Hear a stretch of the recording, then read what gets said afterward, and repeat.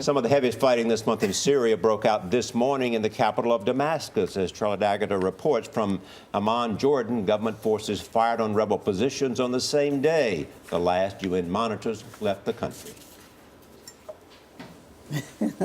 On the outskirts of Damascus, the western suburbs, and they say that helicopter gunships, tanks, and mortars are being used. They say that government forces are advancing into those neighborhoods, going house to house in order to clear rebel fighters.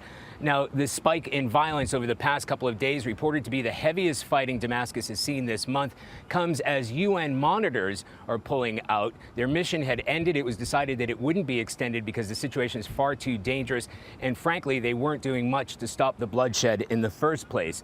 There's also fighting reported in Aleppo, the second city in Syria.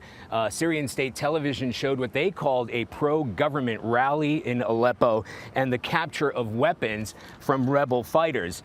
Now, as the situation continues to deteriorate in Syria, there are raising concerns about the stockpile of chemical weapons from the regime. Earlier this week, President Obama said that the use of those weapons would be considered a red line and would carry enormous consequences.